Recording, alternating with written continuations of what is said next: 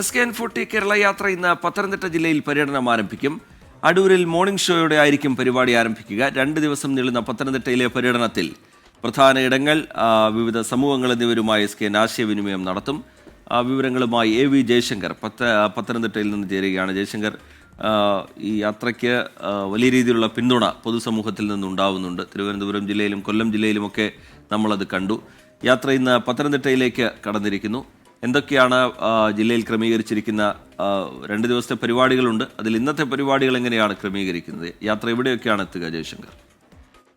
രജിത്ത്, ലഹരിക്കെതിരെയുള്ള പ്രതിരോധ യാത്ര അത് 5ാം ദിനത്തിലേക്ക് കടക്കുകയാണ്. പത്തനംതിട്ടയിൽ അടൂരിലാണ് ഈ യാത്ര ആരംഭിക്കുന്നത്. മോർണിംഗ് ഷോയോട് കൂടി അടൂരിൽ ആരംഭിക്കും. അതിനുശേഷം അടൂർ IHRD കോളേജിൽ സന്ദർശനം ഉണ്ടാകും. തുടർന്ന് മുസ്ലിയാർ കോളേജ്, ഒപ്പം തന്നെ കോന്നിയിലെ NSS കോളേജ് ഉൾപ്പെടെയുള്ള സ്ഥലങ്ങളിൽ പരിപാടി യാത്ര ചെയ്യും. ഒപ്പം തന്നെ ഇതുമായി ബന്ധപ്പെട്ട് പത്തനംതിട്ട ജില്ലയിൽ ആദ്യ ദിവസത്തിൻ്റെ സമാപനം പത്തനംതിട്ട ടൗൺ സ്ക്വയറിൽ വെച്ച് നടക്കും. ടൗൺ സ്ക്വയറിൽ വിപുലമായി പത്തനംതിട്ട നഗരത്തിലെ വിവിധ ആളുകൾ, പോലീസ് ഉദ്യോഗസ്ഥരും എക്സൈസ് ഉദ്യോഗസ്ഥരും ജനപ്രതിനിധികളും മറ്റ് സാമൂഹ്യ രംഗത്തെ വിവിധ ആളുകൾ പങ്കെടുക്കുന്ന പരിപാടി ഉൾപ്പെടെയാണ് ഇത് ക്രമീകരിച്ചിരിക്കുന്നത്. വലിയ